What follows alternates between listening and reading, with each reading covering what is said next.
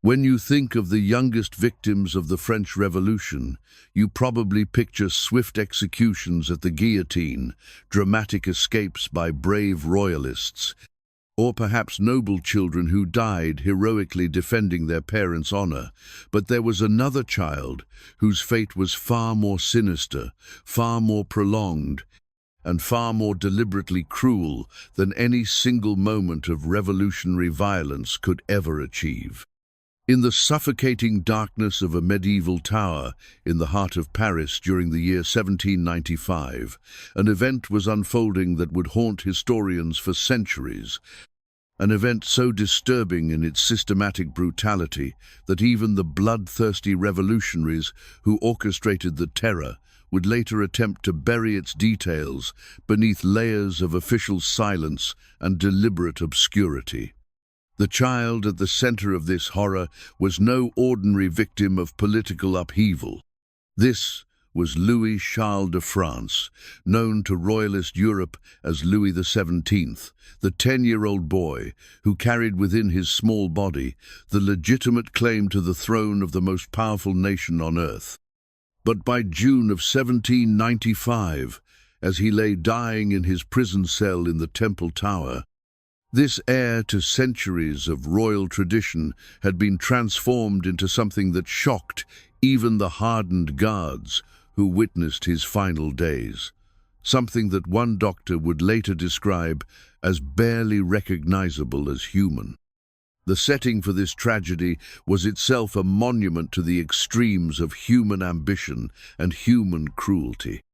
The Temple Tower, originally built by the Knights Templar in the 12th century, had stood for more than 600 years as a symbol of religious devotion and military might. Its massive stone walls, 9 feet thick and rising 150 feet into the Parisian sky, had been designed to withstand siege engines and foreign armies. They had never been intended to contain a dying child whose only crime was the accident of his birth into a royal family that had become the symbol of everything the revolutionaries sought to destroy. Within those impregnable walls, in chambers that had once housed the treasures of medieval knights, a systematic program of psychological and physical destruction was being carried out with the methodical precision that only true believers in a political cause can achieve. This was not the random violence of an angry mob or the passionate revenge of oppressed peasants finally given their chance to strike back against their oppressors. This was something far more calculated, far more deliberate, and far more reflective of humanity's capacity for organized evil than any spontaneous act of revolutionary justice. The boy who was slowly dying in that fortress prison had once been the pampered Prince of Versailles, surrounded by luxury that even today would seem fantastic in its excess. He had worn silk and velvet, slept in gilded beds, and been attended by armies of servants whose sole purpose was to anticipate his every need. His meals had been prepared by master chefs, his education supervised by the finest tutors in Europe, and his health monitored by physicians who treated his smallest ailment with the urgency reserved for matters of state. In the space of just 3 years, all of that had been stripped away, replaced by conditions that would have been considered inhumane for the treatment of animals. What you will discover about the final years of Louis Charles de France will challenge everything you thought you knew about the limits of human cruelty and the true costs of revolutionary transformation. The details of his captivity, the methods used to break his spirit, and the circumstances of his death reveal a deliberate campaign of child abuse that was designed not just to eliminate a political threat, but to destroy the very idea that some human beings might be considered sacred or inviolable. This is the story of how revolutionary ideals became the excuse for the torture of a child, how political necessity became the justification for systematic cruelty, and how the pursuit of social justice became indistinguishable from the practice of organized evil. The France, into which Louis Charles de France was born on March 27, 1785, was already a nation teetering on the edge of revolutionary transformation, though few of the privileged courtiers who celebrated his arrival at the Palace of Versailles could have imagined that this beautiful child would become one of history's most tragic symbols of political violence turned against the innocent. The world that welcomed the second son of Louis XVI and Marie Antoinette was one of such extreme contrasts between wealth and poverty, such profound divisions between social classes, and such fundamental contradictions between Enlightenment ideals and feudal realities that revolution was perhaps inevitable. But the specific form that revolution would take and the particular cruelties it would inflict remained hidden in a future that even the most radical thinkers could not have fully anticipated. The society that produced Louis Charles was defined by an intricate system of privileges, obligations, and expectations that had evolved over centuries of monarchical rule, and that seemed as permanent and unshakable as the massive stone walls of Versailles itself. At the apex of this system stood the royal family, surrounded by layers of nobility whose rank, wealth, and influence were determined by their proximity to the throne and their ability to navigate the complex protocols that governed every aspect of court life. Below them stretched the vast majority of French society, bound to the land by feudal obligations, crushed by taxes that funded the lavish lifestyle of their social superiors, and increasingly influenced by new ideas about human equality and natural rights that made their subjugation seem less like divine will and more like human injustice.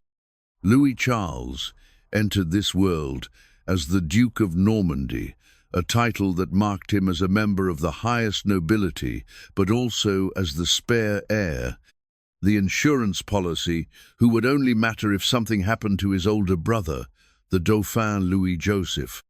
This position, as the second son, provided him with all the privileges of royal birth, while sparing him, at least initially, from the crushing weight of expectation that fell upon the direct heir to the throne.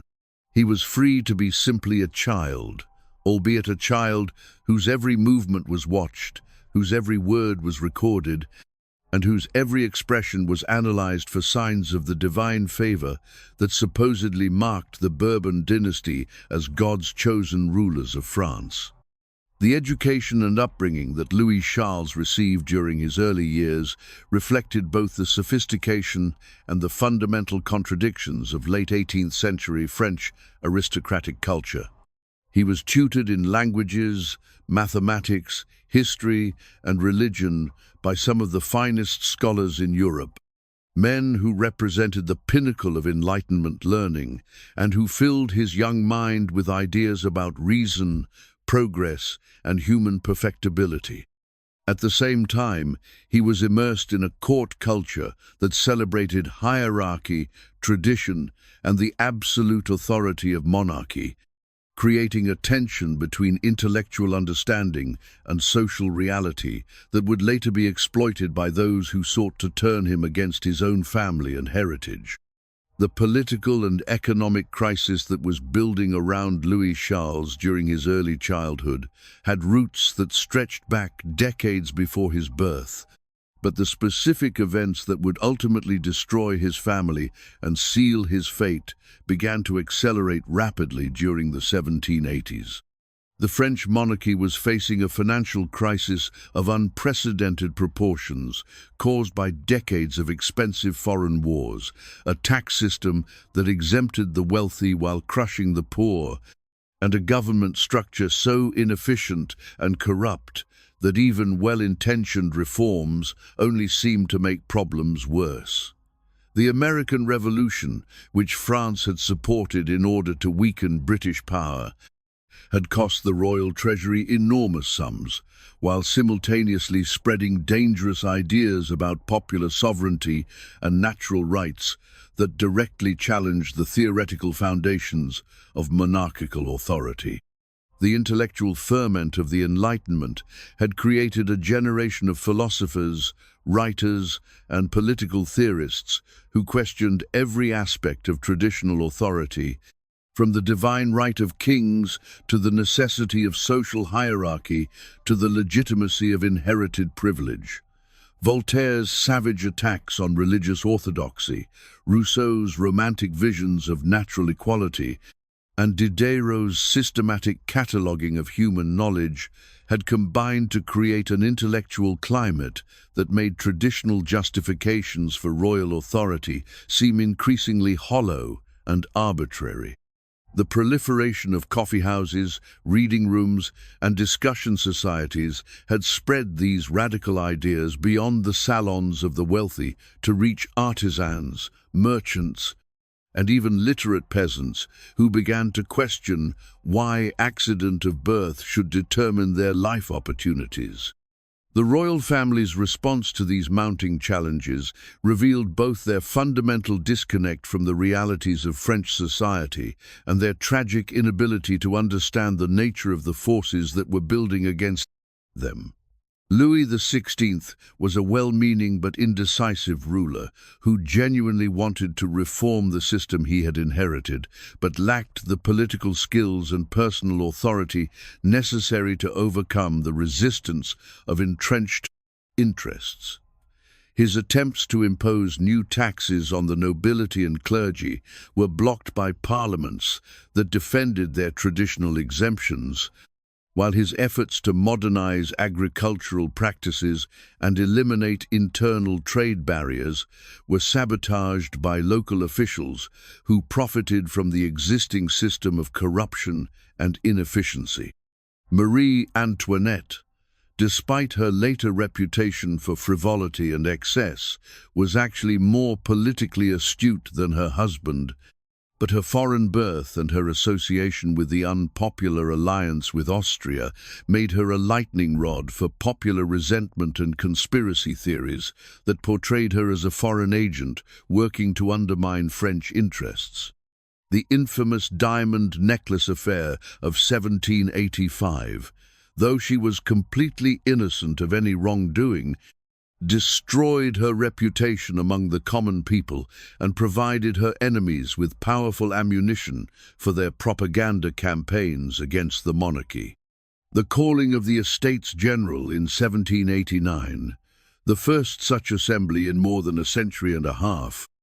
was intended to provide a solution to France's financial problems, but instead became the vehicle through which revolutionary forces seized control of the reform process and began the systematic dismantling of the monarchical system. The transformation of the Estates General into the National Assembly, the adoption of the Declaration of the Rights of Man and Citizen, and the abolition of feudalism in a single night of revolutionary enthusiasm created a momentum for change that quickly exceeded the royal family's ability to control or direct. For Louis Charles, these political developments remained largely abstract during his earliest years, filtered through the protective barriers that court protocol erected around royal children and translated into changes that affected his daily routine but not his fundamental security. The move from Versailles to the Tuileries Palace in October of 1789 brought the family closer to the revolutionary action in Paris, but also placed them under constant surveillance by hostile crowds who viewed their every action with suspicion. The child who had once played freely in the gardens of Versailles now found his movements restricted, his companions carefully screened, and his education modified to eliminate any content that might be deemed counter-revolutionary. The failed flight to Varennes in June of 1791 marked the point of no return for the royal family and sealed Louis Charles's fate as surely as if a death warrant had been signed. The attempted escape to the Austrian border was motivated by the king's growing recognition that he was becoming a prisoner in his own palace, but its discovery transformed him from a constitutional monarch into a suspected traitor whose loyalty to the revolution could never again be trusted. For 7-year-old Louis Charles, the humiliating return journey from Varennes under military guard provided his first direct experience of revolutionary hatred and his first glimpse of the forces that would eventually destroy his family.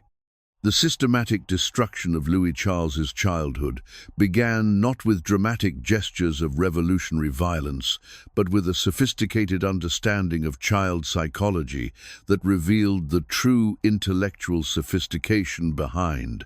what would become one of history's most calculated experiments in human degradation. The revolutionaries who took control of his education and environment after August of 1792 were not merely brutal fanatics acting on primitive impulses of revenge,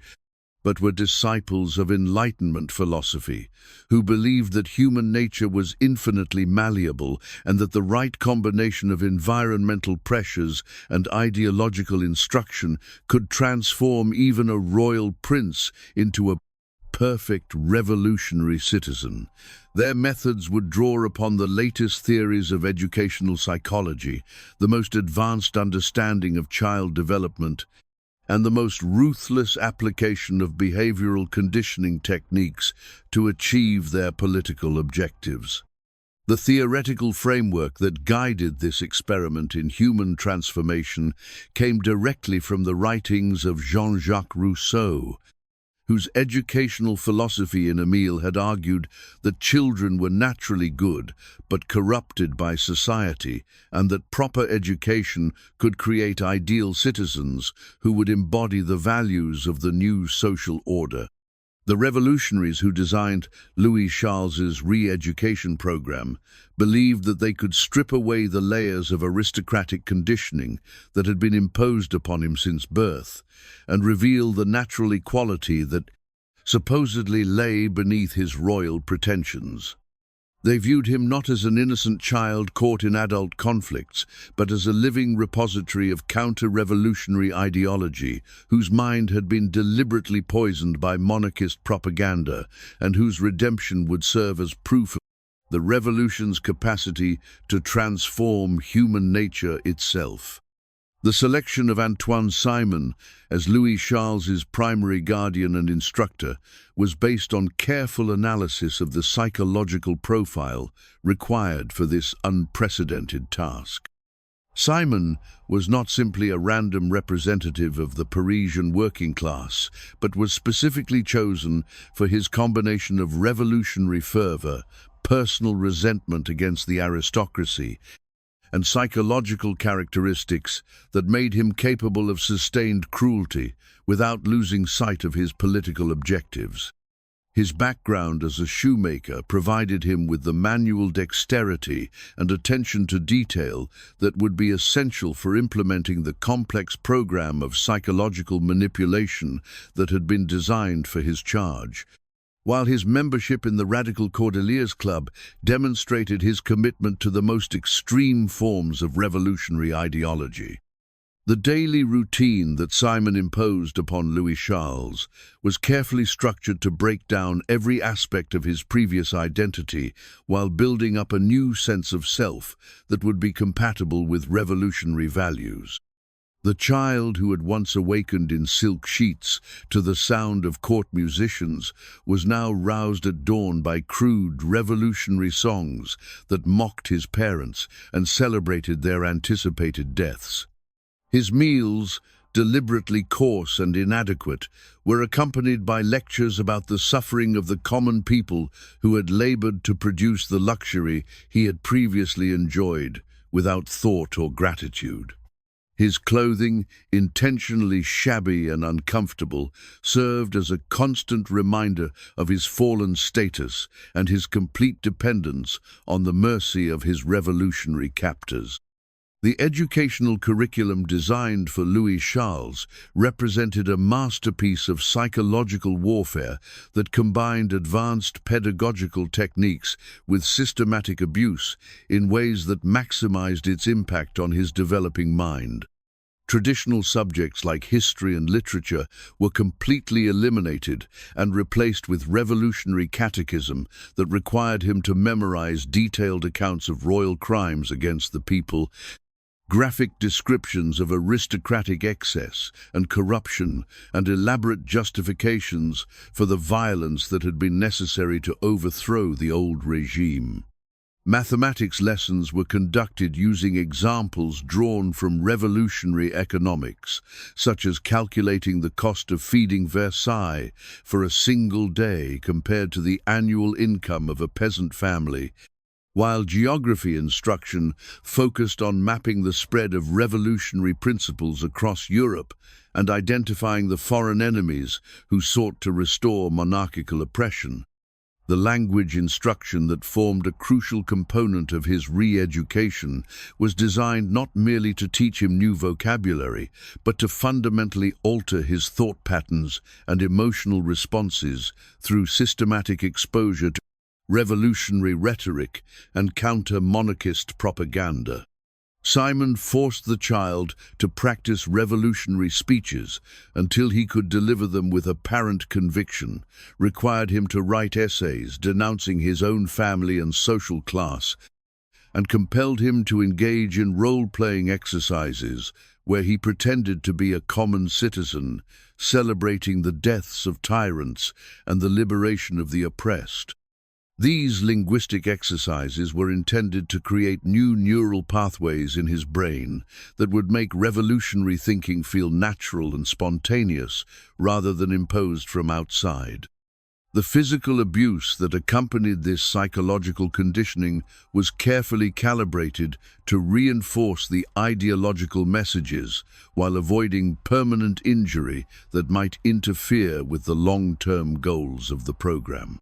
Beatings were administered not in moments of anger, but according to a precise schedule that correlated physical pain with specific types of resistance to revolutionary instruction. When Louis Charles showed signs of homesickness or expressed affection for his parents, he was subjected to carefully measured violence that taught him to associate such feelings with suffering. When he demonstrated reluctance to participate in exercises that mocked his family's memory, he experienced immediate physical consequences that conditioned him to suppress such responses automatically. The sexual corruption that Simon introduced into Louis Charles's daily routine represented perhaps the most sophisticated and disturbing aspect of the psychological warfare being waged against his developing personality. The revolutionaries understood that sexual experiences during childhood could have profound and lasting effects on psychological development, and they deliberately exposed him to sexual content and situations that were designed to destroy his innocence while creating associations between sexual pleasure and revolutionary ideology. The alcohol that Simon forced him to consume served multiple purposes. It lowered his psychological defenses, made him more susceptible to suggestion and manipulation, and created physical dependency that could be exploited to ensure his compliance with increasingly degrading demands. The systematic isolation from positive human contact that characterized Louis Charles's captivity during this period was designed to make Simon's approval the most important source of emotional sustenance in his life, creating a form of psychological dependency that would ensure his continued cooperation even as the abuse escalated. All contact with sympathetic adults was eliminated,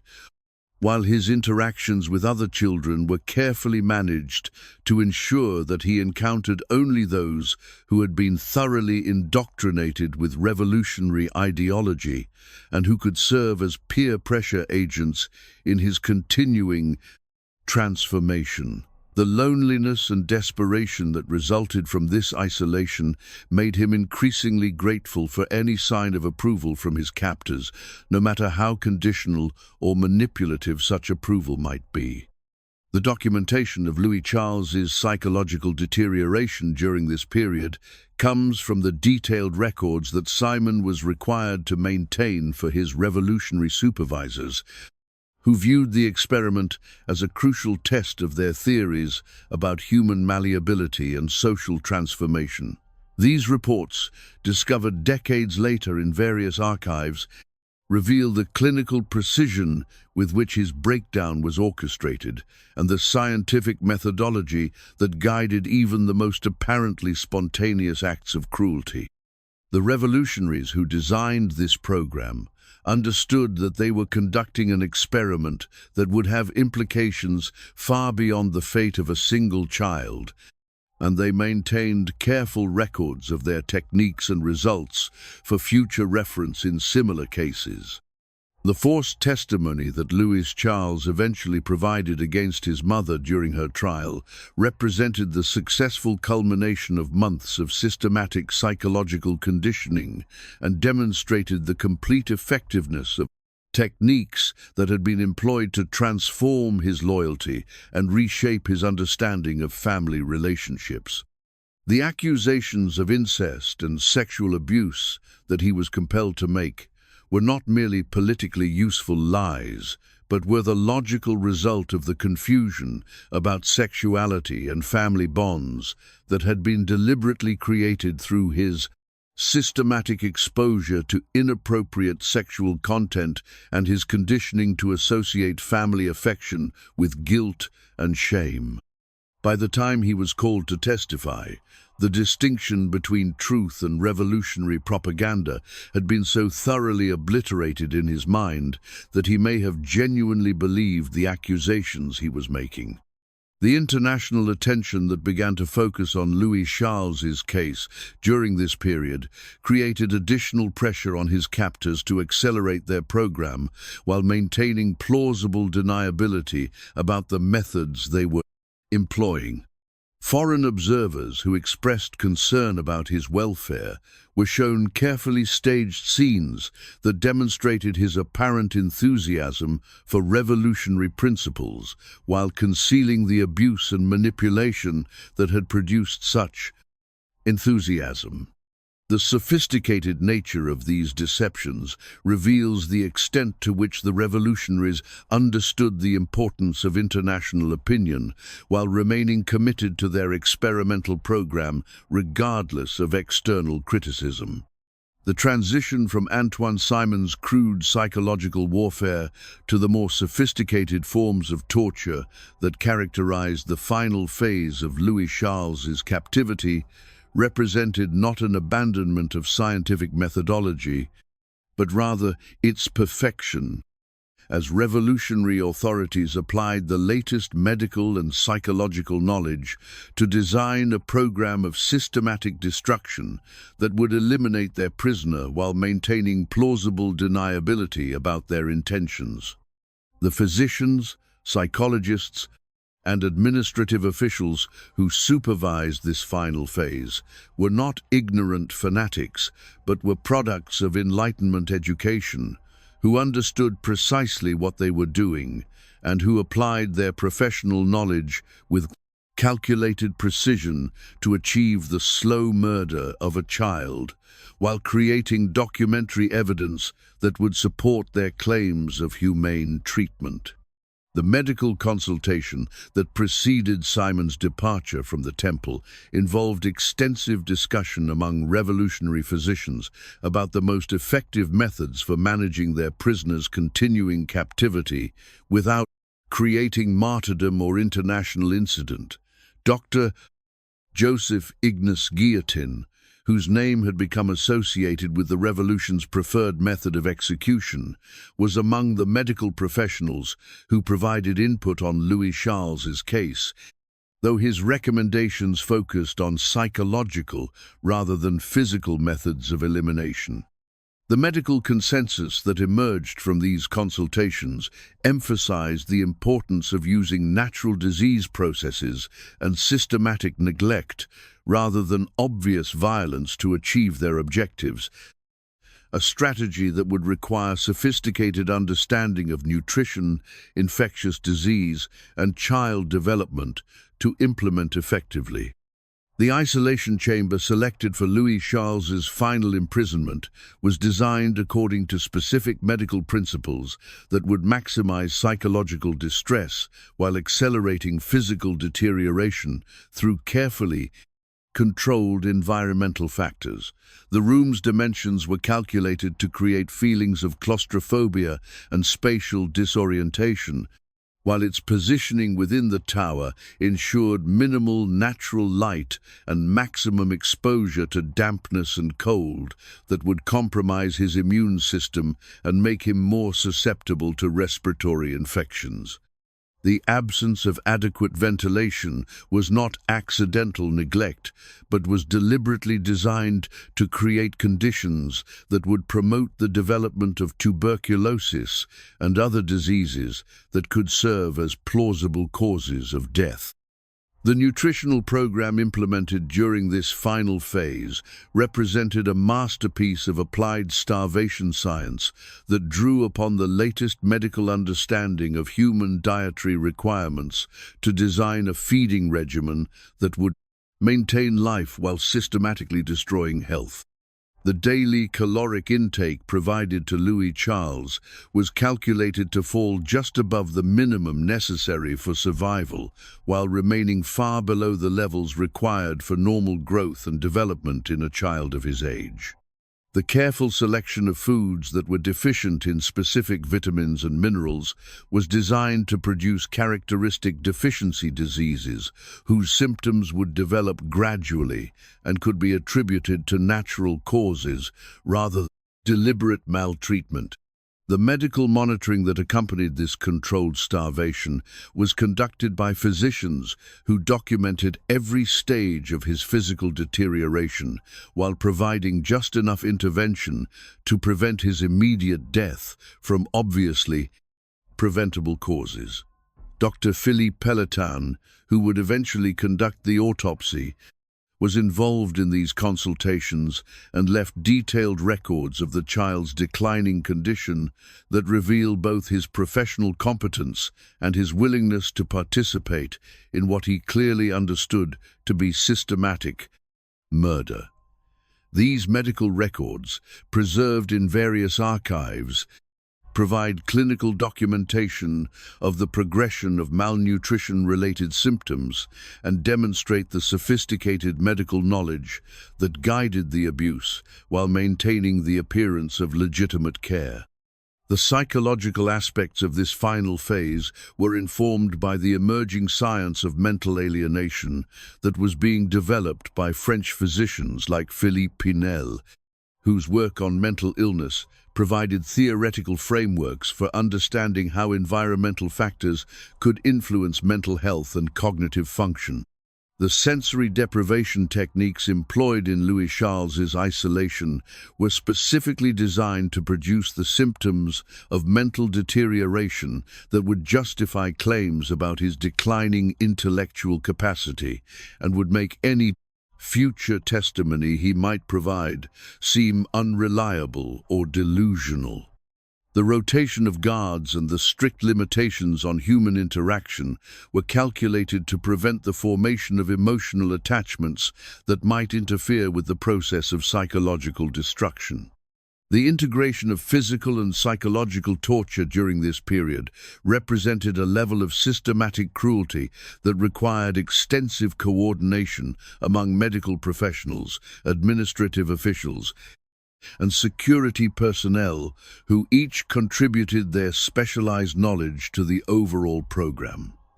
The timing of food deliveries was coordinated with periods of sensory deprivation to maximize the psychological impact of hunger,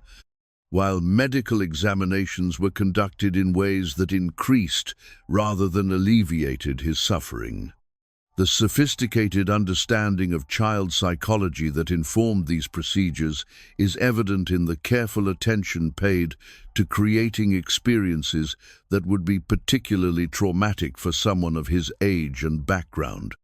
The documentation requirements imposed on all personnel involved in Louis Charles's care created a comprehensive record of his systematic destruction that was intended to provide legal protection for those involved while creating plausible, alternative explanations for his deteriorating condition. Every meal delivered, every medical examination conducted, and every interaction with guards was recorded in official logs that emphasized compliance with humanitarian standards while concealing the calculated nature of the abuse. These records, when analyzed by modern experts, reveal the careful choreography behind what was presented as simple administrative routine. The international medical community's growing interest in Louis Charles's case during his final months created additional pressure on his captors to maintain the appearance of proper medical care while accelerating the pace of his destruction. Foreign physicians who requested permission to examine him were denied access on various pretexts, while carefully selected French doctors were brought in to provide public statements about his condition that contradicted the evidence of systematic abuse, while lending medical credibility to official claims about his treatment. The manipulation of medical opinion in this case provides an early example of how professional authority can be exploited to conceal systematic human rights violations. The specific diseases that ultimately killed Louis Charles were not random occurrences, but were the predictable result of the environmental conditions and nutritional deficiencies that had been deliberately created and maintained by his captors. The tuberculosis that was listed as his official cause of death was indeed present in his lungs at the time of his autopsy, but the progression of this disease had been accelerated by the systematic weakening of his immune system through malnutrition, stress, and exposure to unsanitary conditions. The scrofula that affected his lymph nodes, the skin infections that covered his body, and the general wasting that characterized his final appearance were all symptoms of the comprehensive assault on his health that had been orchestrated by individuals with sophisticated medical knowledge.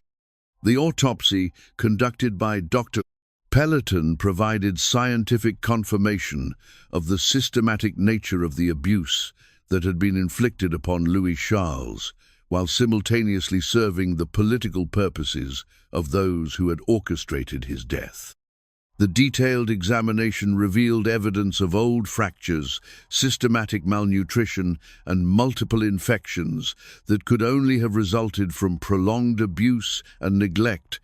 but the official autopsy report emphasized natural disease processes while minimizing the human agency behind his condition. The preservation of his heart by Dr. Pelleton, conducted in secret and motivated by humanitarian rather than scientific considerations, would eventually provide the physical evidence necessary for DNA analysis that would confirm his identity and validate the accounts of his suffering. The elaborate measures taken to conceal the true circumstances of Louis Charles's death revealed not only the guilt and awareness of wrongdoing among those responsible for his destruction, but also the sophisticated understanding of information control and historical manipulation that characterized revolutionary administrative practices. The systematic destruction of documents, the careful management of witness testimony, and the deliberate creation of false narratives about his treatment represented a comprehensive effort to rewrite history while the events were still unfolding, demonstrating the revolutionaries' understanding that their actions would be judged by future generations, and their determination to control that judgment through manipulation of the historical record. The immediate aftermath of Louis Charles's death saw the implementation of emergency protocols that had been prepared months in advance for managing the political and diplomatic consequences of his demise. Within hours of his death being confirmed, trusted revolutionary agents were dispatched throughout Paris to identify and silence potential witnesses who might provide accounts that contradicted official explanations of his treatment and condition. Palace servants, former guards, and medical personnel who had observed his deterioration were subjected to various forms of intimidation designed to ensure their silence, while those who could not be trusted to remain quiet were eliminated through arrest warrants that accused them of counter-revolutionary activities. The manipulation of medical evidence began immediately with Dr. Pelleton's examination of the corpse, as revolutionary officials provided detailed instructions about which findings should be emphasized in his official report and which observations should be omitted or minimized. The physician's private notes, discovered decades later, reveal significant discrepancies between his actual findings and the sanitized version that was made public, indicating the extent to which even scientific evidence was subjected to political censorship. The systematic editing of medical documentation extended to the destruction of earlier records that might have provided evidence of the progression of abuse over time, ensuring that future investigators would lack the comprehensive data necessary to reconstruct the full scope of the systematic torture.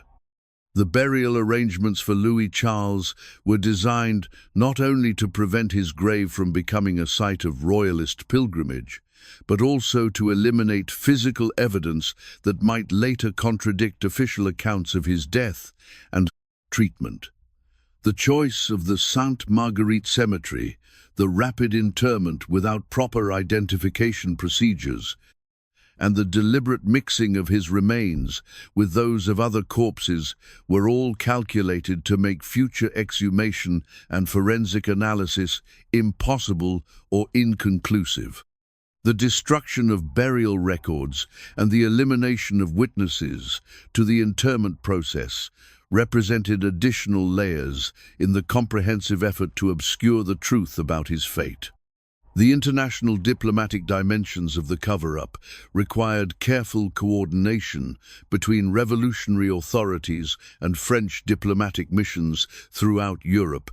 as foreign governments began demanding information about Louis Charles's condition and treatment that could not be provided without revealing the systematic nature of the abuse he had endured. The carefully crafted responses to these diplomatic inquiries emphasized his declining health due to natural causes, while deflecting attention from the conditions of his captivity and the methods used to manage his imprisonment. The sophisticated nature of these diplomatic deceptions reveals the extent to which the revolutionary government understood the international implications of their actions, while remaining committed to concealing the truth about their methods. The creation of alternative narratives about Louis Charles's experience in the temple involved the systematic recruitment of witnesses who could provide testimony that would support official claims about his humane treatment and gradual decline due to natural illness. Former guards and palace servants were offered various inducements to provide statements that contradicted their actual observations,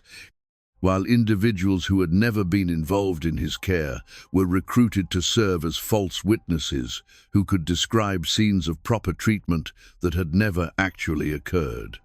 The coordination of these false testimonies required extensive preparation and rehearsal to ensure consistency among the various accounts and to prevent contradictions that might expose the deceptive nature of the evidence. The destruction of architectural evidence within the temple tower involved the systematic removal or alteration of physical features that might have provided future investigators with information about the conditions of Louis Charles's captivity. The isolation chamber where he had spent his final months was stripped of all furnishings and fixtures that might have preserved evidence of the systematic abuse, while the walls were cleaned and repaired to eliminate any traces of his presence or suffering. The careful documentation of these alterations in official maintenance records was designed to provide innocent explanations for the changes while concealing their actual purpose of eliminating evidence of criminal activity. The management of surviving family members and potential witnesses required ongoing surveillance and intimidation efforts that continued long after Louis Charles's death,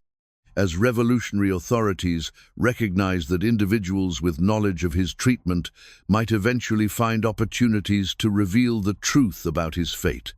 His sister Marie-Therese, who had witnessed many aspects of his abuse during their shared captivity, was subjected to psychological pressure designed to convince her that speaking about her experiences would endanger her own survival and might provoke retaliation against other royalist sympathizers. The systematic intimidation of potential witnesses extended to former courtiers, servants, and even foreign diplomats who might have possessed information that could contradict official narratives. The long-term aspects of the cover-up involved the placement of trusted revolutionary agents in positions where they could influence historical research and academic investigation of the Louis Charles case for decades after the events themselves. Librarians, archivists, and university professors who might have access to relevant documents or who might be asked to investigate the case were carefully vetted for their political reliability, while those whose loyalty was questionable were transferred to positions where they would lack access to sensitive materials. The systematic penetration of academic and cultural institutions represented a sophisticated understanding of how historical memory is constructed and maintained over time.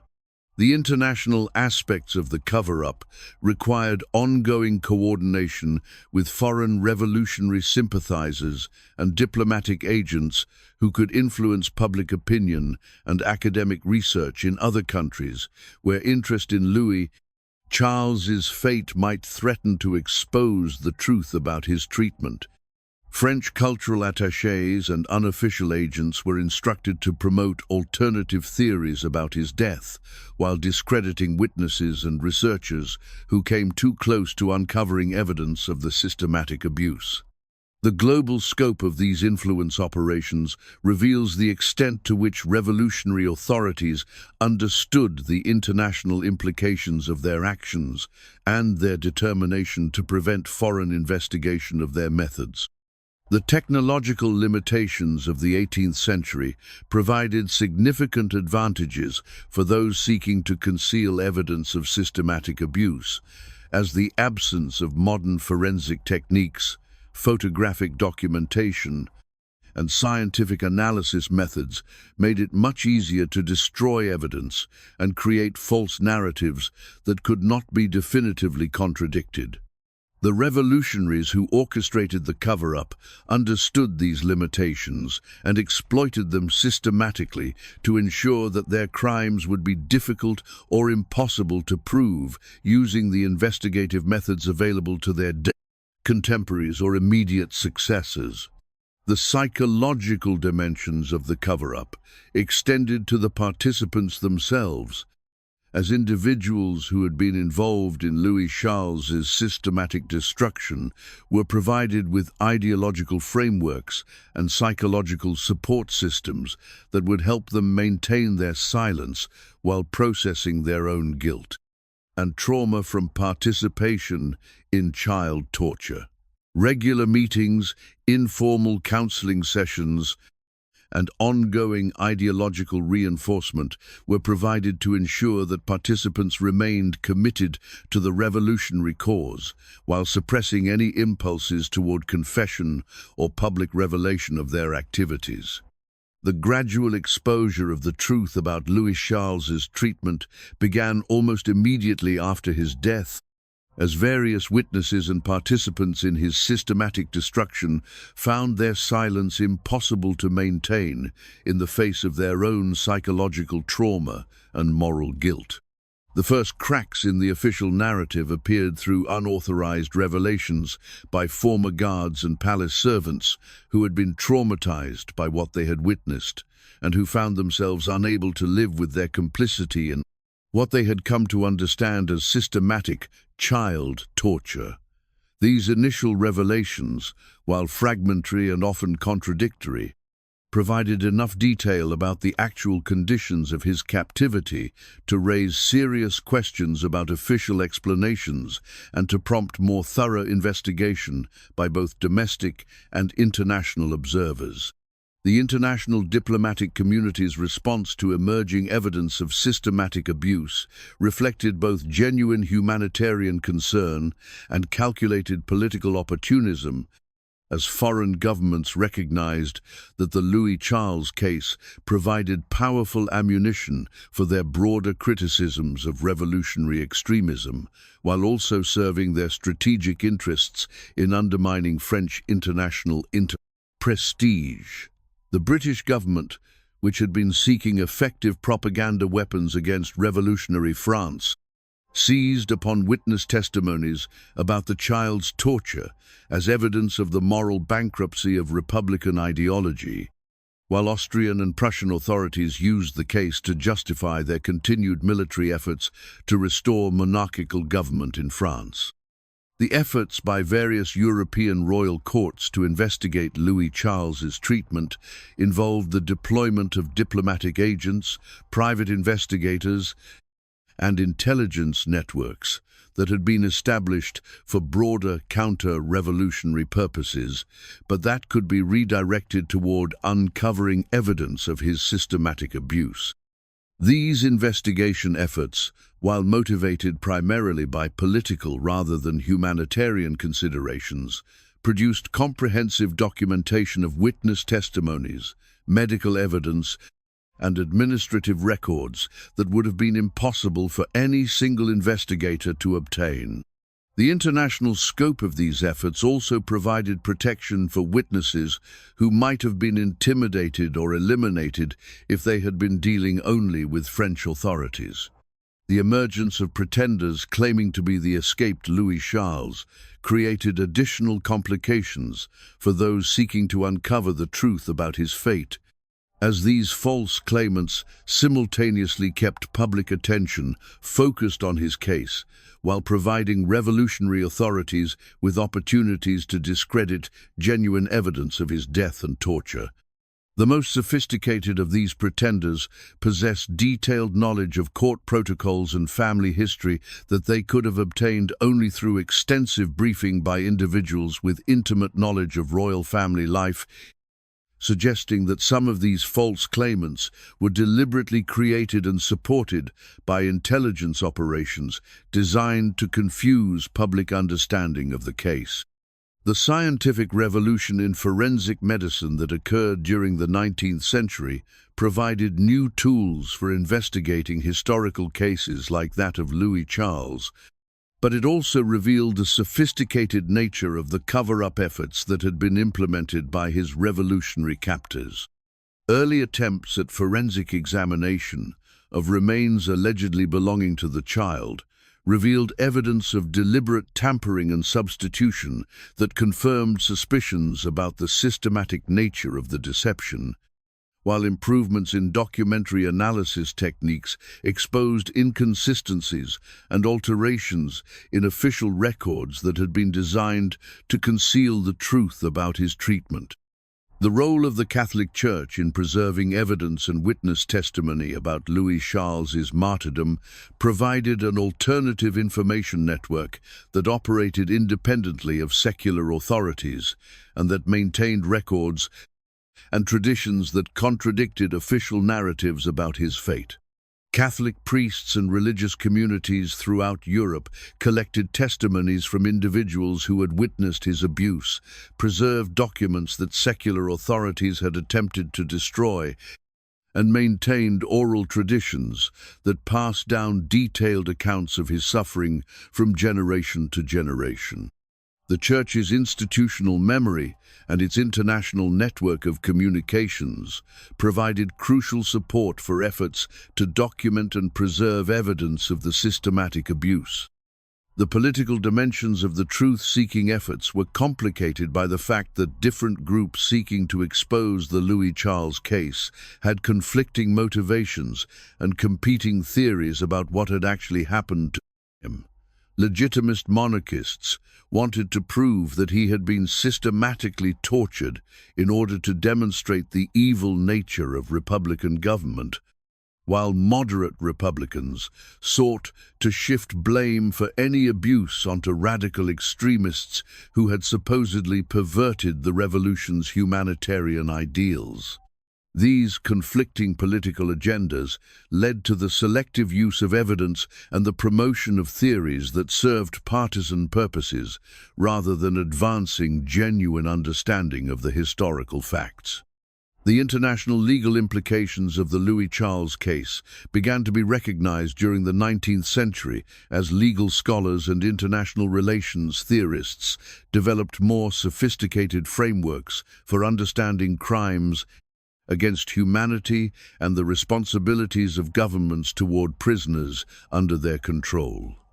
The systematic nature of the abuse inflicted upon him, the deliberate targeting of a child for political purposes,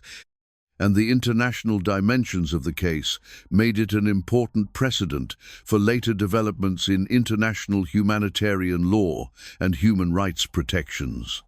Legal scholars who studied the case contributed to the development of principles that would eventually be incorporated into international treaties and conventions protecting children in armed conflicts.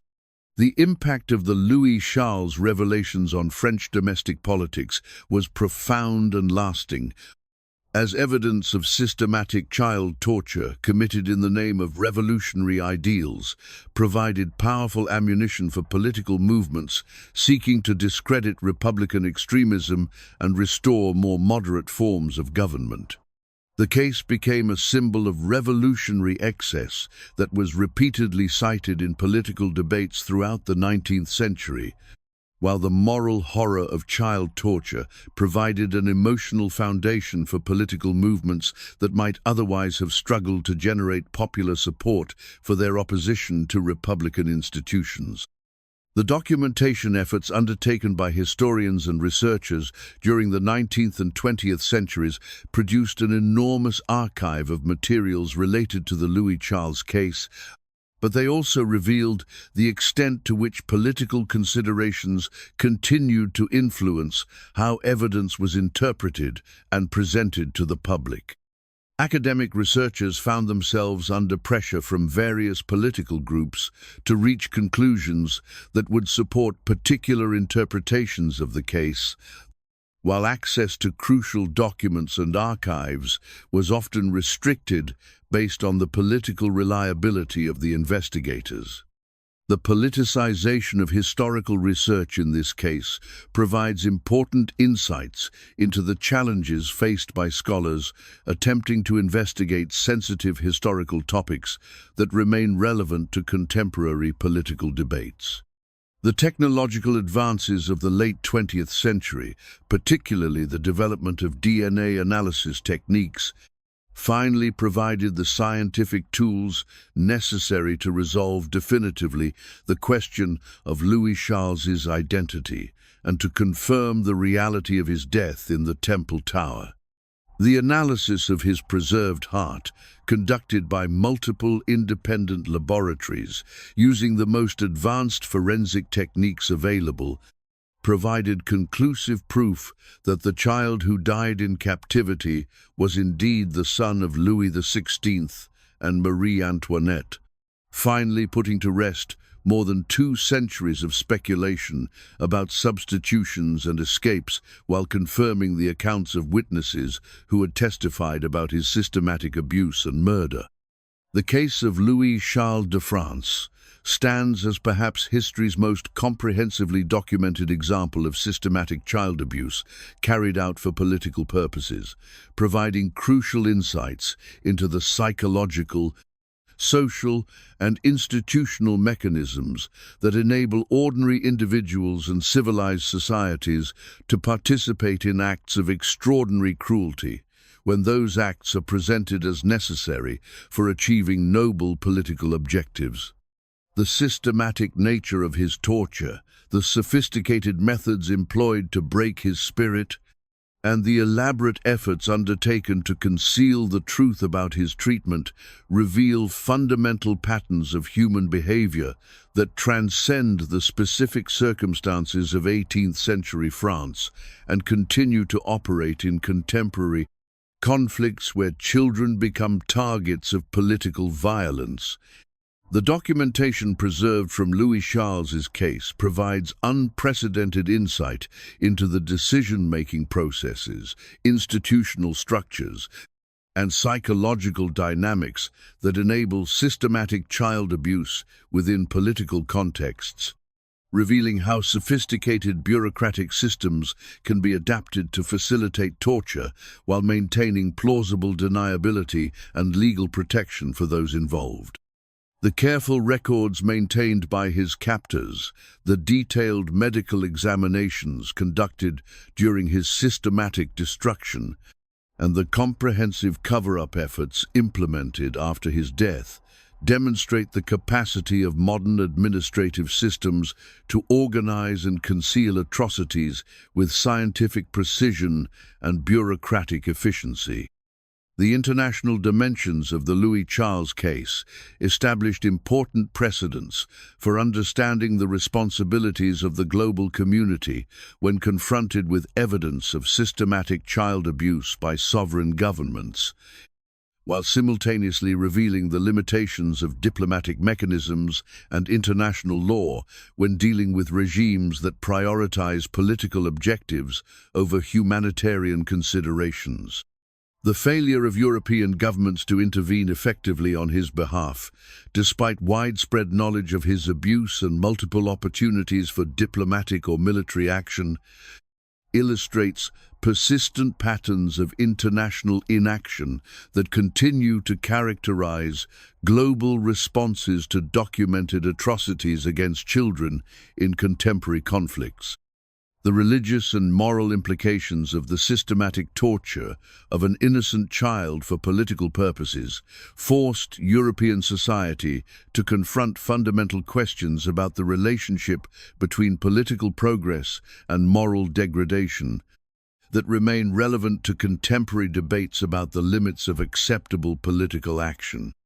The case challenged Enlightenment optimism about human perfectibility and social progress by demonstrating how easily humanitarian ideals could be perverted into justifications for unspeakable cruelty, while the sophisticated intellectual frameworks used to justify his abuse revealed the dangerous flexibility of human moral reasoning when subjected to intense ideological pressure.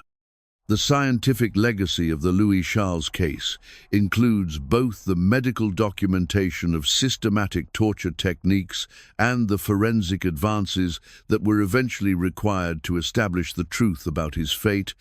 providing important contributions to fields ranging from child psychology to forensic medicine to international humanitarian law. The detailed records of his physical and psychological deterioration under systematic abuse have informed modern understanding of trauma, resilience, and the long-term effects of torture on developing minds, while the forensic techniques developed to analyze his remains have advanced capabilities for investigating historical crimes and identifying victims of systematic violence. The educational and commemorative efforts that have developed around Louis Charles's memory serve multiple purposes, from honoring his individual suffering to preserving historical evidence of systematic atrocities, to providing warnings about the dangers of political extremism that targets innocent victims. Museums, monuments, and academic programs dedicated to his case have created institutional frameworks for transmitting knowledge about the techniques and consequences of systematic child abuse, while maintaining public awareness of the human costs of political conflicts that lose sight of basic humanitarian principles. The psychological research inspired by the Louis Charles case has contributed to modern understanding of how children respond to systematic abuse, how trauma affects developing personalities, and how therapeutic interventions can help survivors recover from experiences of torture and systematic degradation. His case has been studied by psychologists, psychiatrists, and trauma specialists seeking to understand the resilience factors that enable some children to survive extreme abuse while identifying the warning signs that indicate imminent psychological collapse. This research has informed the development of treatment protocols for child victims of political violence and has contributed to the design of institutional safeguards intended to prevent similar abuses. The legal precedents established by international recognition of the Louis Charles case have influenced the development of modern human rights law, particularly those provisions that specifically address the protection of children in armed conflicts and political upheavals. His case has been cited in international legal proceedings as evidence of the long-standing recognition that children deserve special protection from the consequences of adult political conflicts, while the documentation of his systematic abuse has informed the development of international standards for the treatment of prisoners and the investigation of crimes against humanity. The technological innovations required to establish the truth about Louis Charles's identity and fate have advanced forensic capabilities in ways that benefit investigation of contemporary atrocities while providing new tools for historical research into other cases of systematic abuse and murder. The DNA analysis techniques developed for his case have been applied to other historical mysteries, while informing current efforts to identify victims of political violence and systematic killing programs. The multidisciplinary approach required for his case has also established methodological frameworks for combining historical research, forensic science, and international law in ways that strengthen all three fields. The contemporary relevance of the Louis Charles case lies not in its historical specificity, but in its revelation of universal human dynamics that continue to threaten vulnerable populations in conflicts around the world. From ethnic cleansing campaigns that deliberately target children to systematic abuse programs in detention facilities to the use of sexual violence against minors as weapons of political intimidation. Understanding the mechanisms that enabled his abuse provides crucial insight into how similar atrocities can be prevented or interrupted, while the documentation of his case serves as a permanent reminder of humanity's capacity for both systematic evil and eventual moral reckoning. The ultimate significance of Louis Charles de France transcends his royal birth and political importance to encompass his representation of every child who has suffered systematic abuse at the hands of adults who justify their cruelty, through reference to higher political, religious, or ideological purposes. His story demands recognition not only of the specific historical injustices he endured, but of the continuing obligation that all human societies bear to protect their most vulnerable members from the devastating consequences of adult conflicts and ambitions, regardless of the immediate political costs or inconveniences such protection might entail. The boy who died in the Temple Tower in 1795 continues to speak across the centuries, to remind each generation that the true measure of any political system's moral worth lies not in the nobility of its stated objectives or the passion of its supporters, but in its willingness to maintain basic standards of human decency, even when those standards conflict with immediate political advantages. His death serves as an eternal warning that no political cause, however noble its goals or sophisticated its justifications, can legitimately require the systematic torture of children, and that societies which permit such abuses inevitably corrupt themselves beyond the possibility of achieving the humanitarian objectives they claim to pursue.